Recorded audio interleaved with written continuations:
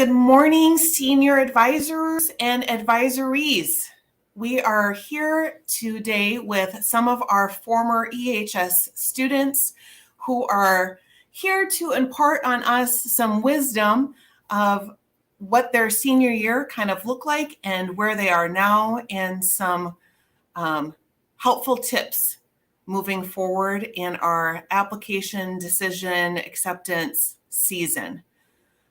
We are going to start off with our alums introducing themselves and currently where they are studying. Maddie, do you want to start?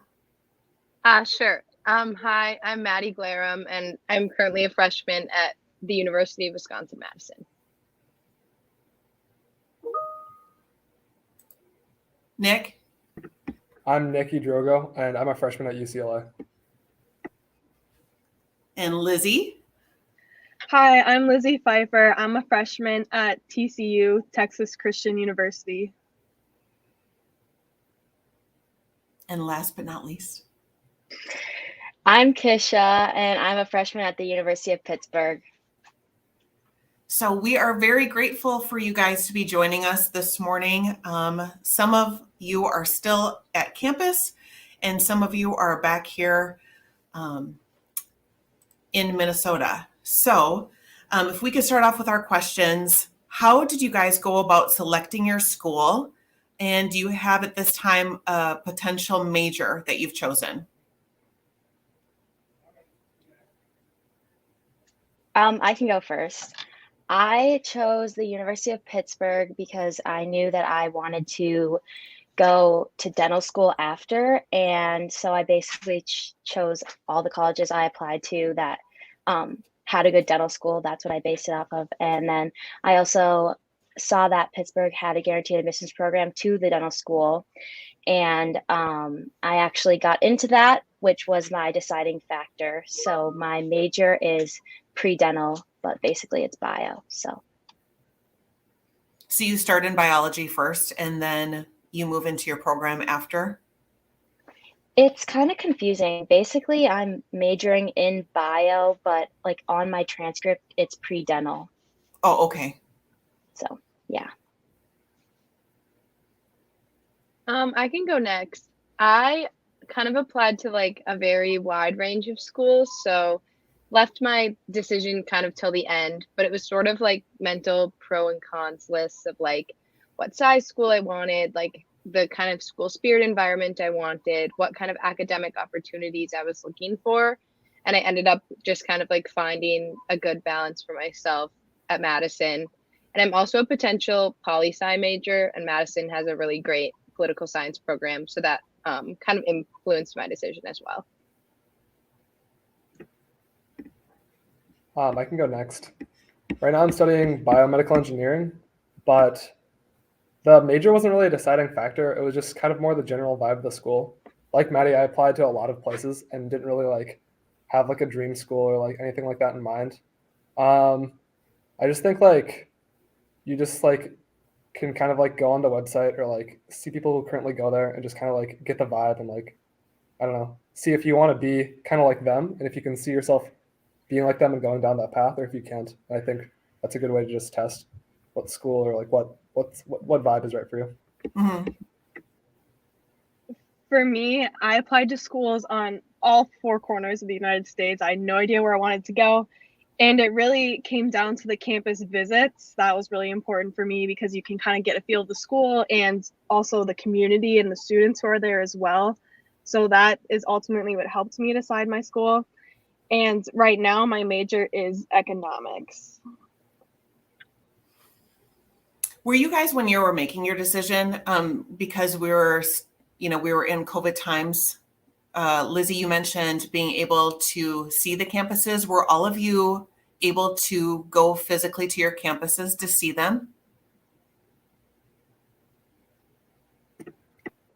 I was able to come for like an unofficial tour because at the time that like kind of my decision had to be made, they weren't offering like walking tours here. But I had done one like in the past, like kind of pre-COVID as like a very early on, just like, oh, do I even like this at all? But But obviously I think that like going on like kind of set up tours is a good way to have like a more formal environment. But if like campuses happen to not be running them or something, just like walking around yourself and like seeing what life is like at that school can still be really beneficial. Mm-hmm. Yeah, to follow up on that, UCLA, they were entirely online last year. And so like I went there in the spring and like no one was there. It was just like a ghost town. But like Maddie was saying, like you just kind of have to picture yourself and just see like, can I see myself here? And like, do I think I'd be happy here? Mm-hmm. Yeah, mine was the same. I actually went out and did an unofficial tour after I already had committed. So we had to do a lot of the online stuff, I feel like, our year at least. Mm-hmm.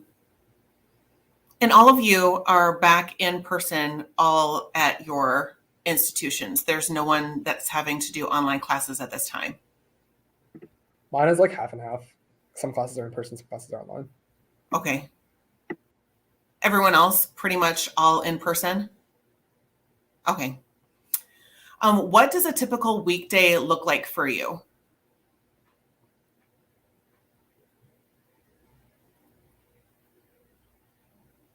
I can start us off.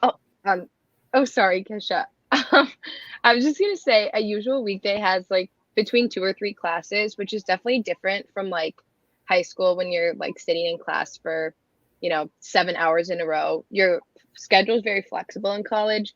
So I'll usually have like some classes that are back to back, but then some I'll have like pretty substantial breaks between so I can like study for an upcoming test or like do homework during the day. Of course, like get food throughout those breaks also. And then usually end up kind of coming home, doing more work before going to like some sort of extracurricular or like hanging out with my friends sort of thing. So every day kind of looks different because your schedule is like, I don't know, not super like pre-done for you, but you're able to still kind of find like a routine even through having like different things every day. Yeah, I would say the same as Maddie. Typically, there are like, I'd say the most I have are 3 classes. My Wednesdays are my busiest day because I have my chem lab that day. But other than that, yeah, it's just the rest of the time you're mostly working on some homework or studying for a test or yeah, extracurriculars and then just hanging out with friends. So As first-time freshmen, do you guys feel like you were able to get the classes that you wanted during the days and the times that you wanted? Because that's part of the unique experience of going to college, right? You get to choose when your classes are going to be. If you're a morning person, you're like, hey, let's hit that 8 to 10 session. How did you guys go about building your schedules? Like, do you feel like you got a good selection, I guess, is for the classes that you need? in the summer, I actually met with my advisor very early, so I did get a lot of the good times. But to the next semester, we got our classes, I think a couple of weeks ago. We were like the freshmen are just at the bottom, so we like there were no classes. So I actually have to take chem lab at 5 p.m. next semester. So Sorry. Yeah, it's kind of the same. Like for us, it's just like the Hunger Games. Everyone goes on the website at the same time and you have to sign up. And so like I got the classes I wanted to, but like this quarter I had like chem lab at 9 or not just like chem class at 9 a.m. and then math at 10 a.m. every day, which was not great. For me, how TCU does it is how many they do it by how many credits you have. So for me, I did PSEO and I did AP classes, so I brought in a ton of credits. So I was actually able to select my classes earlier than a lot of the freshmen. So I was able to get all the classes I wanted, which was nice. And I try to just structure them in the morning so then I have like my nights off to do like homework or extracurriculars and all of that. Yeah, I think I had a pretty similar experience to everyone else in the summer. Like you do get a little bit more flexibility with your schedule because I think most colleges will have you do it over the summer and try and like have a lot of opportunities for incoming freshmen. And then mine was also based off of credit hours. So having some extra AP credits kind of put you at like the top of the freshman or like the lower part of like the sophomore signing up, which can help you get like better times or like better professors that you're looking at. But it's just kind of being willing to like not have perhaps your like ideal schedule every semester and knowing that like you might take a class you don't love or like at a time that's not ideal, but you're still like getting a really good education out of it, and like you're still going to get a lot out of whatever classes you end up in. Great feedback. Thank you, guys. What has surprised you about moving away from home or just college in general?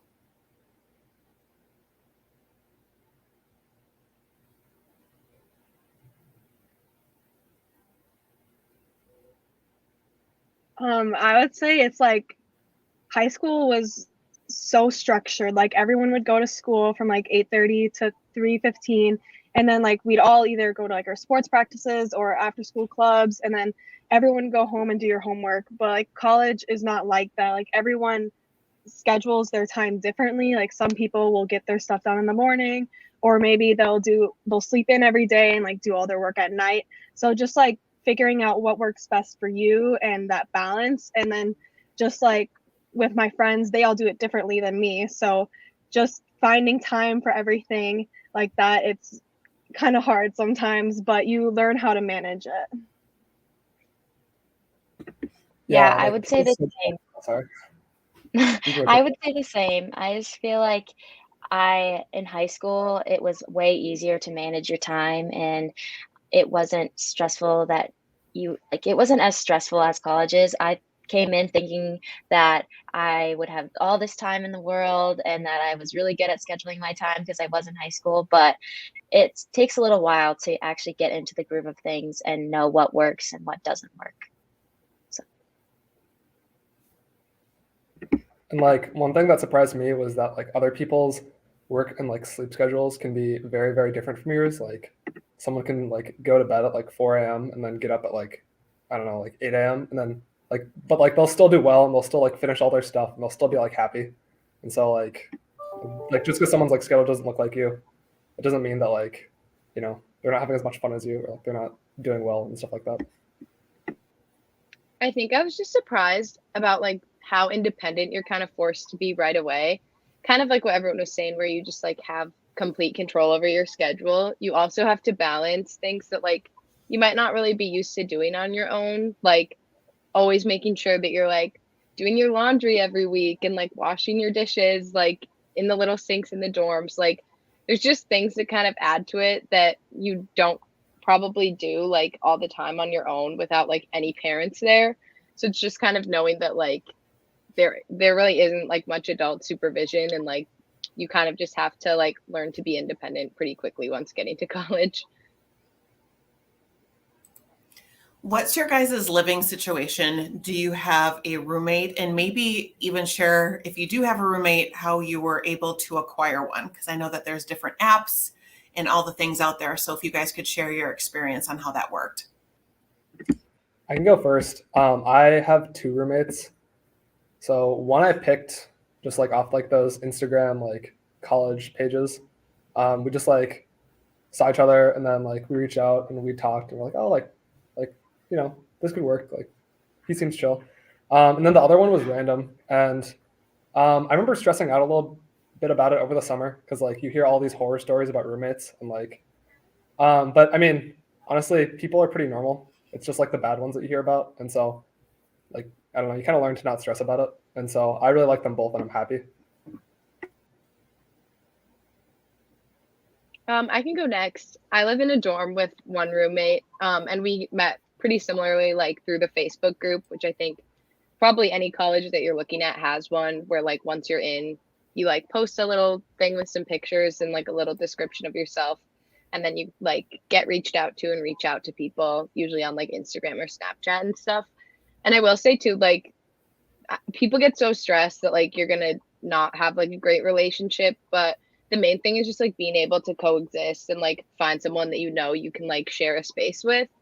And then like obviously it's lucky if you're able to like become friends with your roommate. My roommate and I are super close, which has been like really fun and like kind of nice to have like a built-in friend, but obviously that doesn't happen for everyone. So just finding someone that you think you can get along with well enough to like live with for the whole year.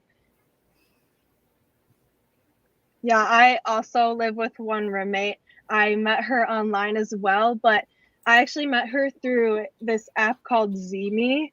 I don't know if any of you have heard of it, but I'd highly recommend getting it.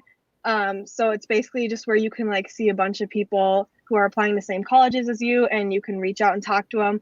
And she's actually from Minnesota too. I didn't know her before this, but so we met up and we talked and we decided to be roommates, and it's worked out really well. But I would highly recommend getting that app.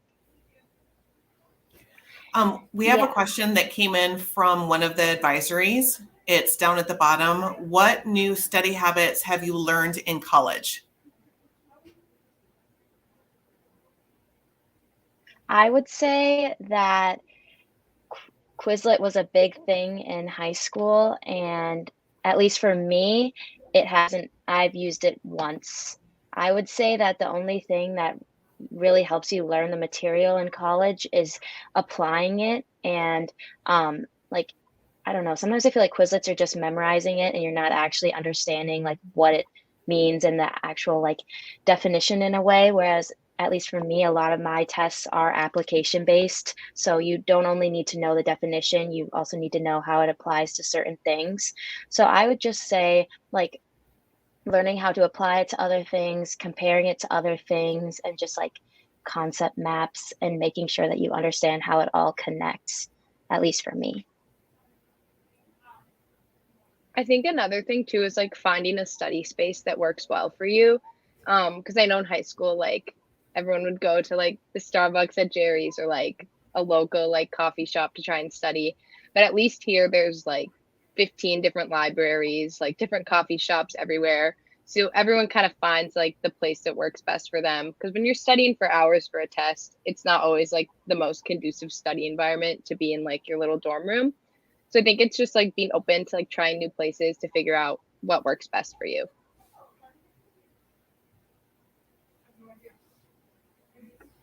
In high school, like you have like unit tests, which are a lot shorter, but then in college, you have like midterms and finals, and like there's just so much more information. And so like one thing that someone taught me is like when you're reviewing for a test, just like imagine that you're like having to tell like a sibling or like your mom or something like a 1 minute summary about what you learned, and that like helps condense the information. But also like if you get to a topic and like you don't really know what to say, like you can't really give a summary, then like that probably means that you should go back and review it. And so that's one helpful thing that I've learned. Yeah, for me, I really like to do like groups with people in my class, and we'll all meet up and we can like talk it through with each other. So like what Keisha was saying about applying it and just understanding it, and then we'll ask each other questions, and that helps us all like learn it better. I popped the next question up. What type of activities are you involved in on campus? So we've talked a lot about just academics. What are some things that you have found good matches for you on the extracurricular side?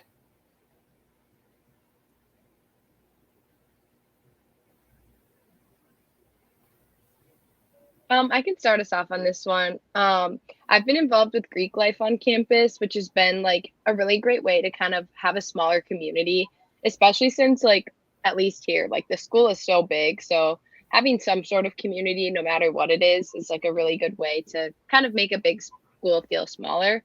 And I've been like really lucky to meet some really cool people through Greek life, and like there's other things that you do with it, like different activities through that where you can kind of get further involved and like make even smaller communities.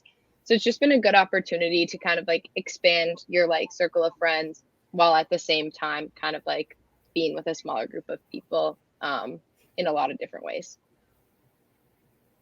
Yeah, Greek I life- would. Sorry. Go ahead. Greek life has definitely helped me find my niche. Like, especially if you're going out of state or like somewhere where you don't know a lot of people, it can be helpful just to like, just kind of like be in that community from like the first week. And so that has been really helpful. And then I'm also involved with some cultural organizations. Like, there's this one club called like Solas, which is like a Latinx like engineers and scientists club. And so that's another like community that of like a support group and like friends and stuff. So I'm really appreciative for that too. Yeah, I would agree with everything they said about Greek life. I'm also involved in it, and I've met a ton of people through it.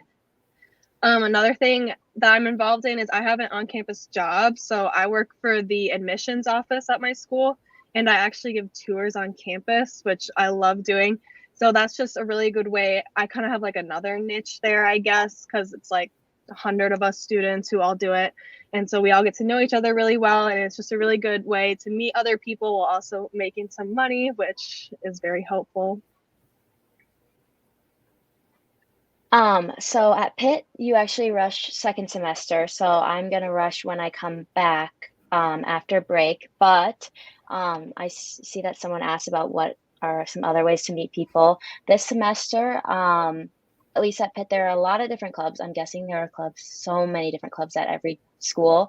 There are clubs about stuff that you wouldn't even expect there to be. But I'm on the club gymnastics team, which is a lot of fun because I still get to do gymnastics and then also just meet people through that. There's also clubs going into like the major you want to go into. Like I was looking into a dental club. I didn't have time for it, but there are many opportunities to meet people, especially when you first move in, because that's what the whole first like week or 2 weeks or even month is about, is just meeting people and making sure that you find someone that you can hang out with. And then, yeah, I also have a campus job. I actually work at the dental school in the admissions office. So there are many ways to meet people. So Yeah, and I We would just hope, say, as someone in Greek life, it's definitely not like the full culture at most places. So if it's like something you want to get involved in, that's awesome, and it's a great way to make a community. But you definitely don't like miss out on like the college experience if it's something that you don't really have much interest in.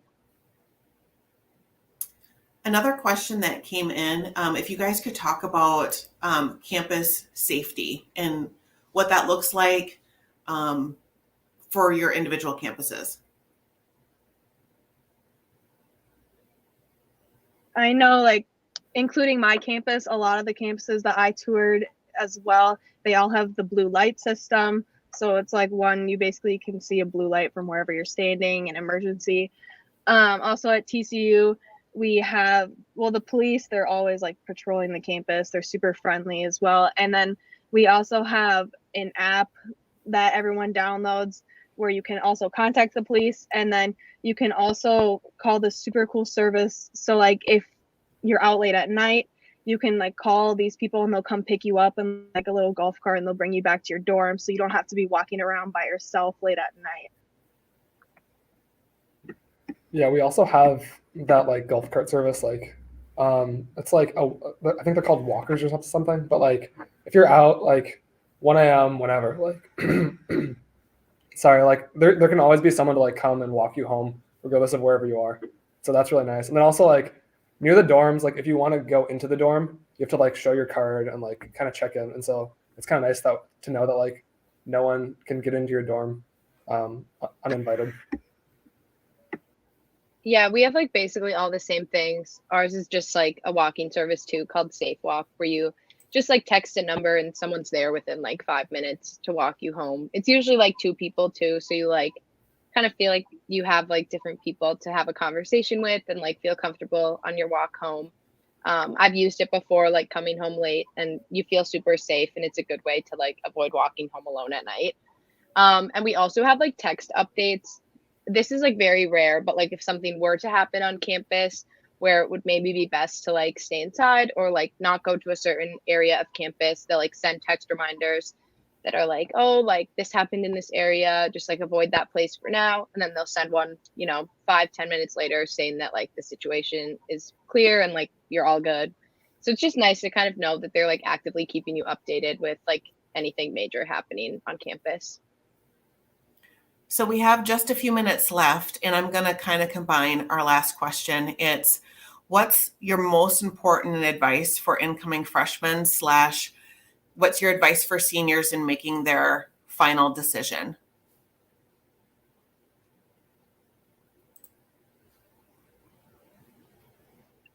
I would say just go with your gut and where you want to go and don't overthink it. Because if I remember overthinking it and being like, oh, I don't know, but just because I wasn't able to tour or anything. But just go with your gut, and also know that if you end up going to a place that you don't absolutely love, there you can always transfer, which is not a good thing to like go in thinking, but just I feel like it does make some people feel better that they know that they're not stuck there if they don't love it. So Mine's kind of similar, but I would just say like have a really open mind like throughout this whole process. Things like are so out of your control and you just like really have no idea where you're going to end up. And like sometimes people who go the places that they least expect end up having like the most incredible experiences. And like I don't think I probably would have known that this is where I'd end up last year. And like I love it. And no matter where you end up, like there's such a potential for like lasting memories and like a really good academic experience. And once here, like kind of the same thing. Just like know that change can be scary, but like everyone's going through it with you. So getting stressed out or like overwhelmed and kind of being afraid of that change is so normal. And that like you just need to go easy on yourself as you like kind of enter a new environment and know that everyone is experiencing it alongside you. Yeah, I would say number one, definitely take advantage and like be grateful for second semester and like the summer. Like be like cherish that time with your friends and in high school and stuff because it's only gonna happen once. And then you get to college and you kind of start to miss some of the things. And then number two, like people have been saying, there's no wrong choice. Like you would I feel like you find your footing anywhere, and so that shouldn't be something that you should stress about. And so yeah, there's no wrong choice. Yeah, ultimately, I would say just keep an open mind, not only when you're choosing your school, but also when you get to your school, and just try and take advantage of every opportunity that you're given because you never know if you're going to regret not trying it. Well, I want to thank you all for knocking this time out of your schedule to be with us today. And we appreciate all of the wisdom and nuggets of information on how to kind of navigate their next step after high school. So thank you very much for coming. And we hope that the rest of your school year where you are is a successful and enjoyable one. Thank you all.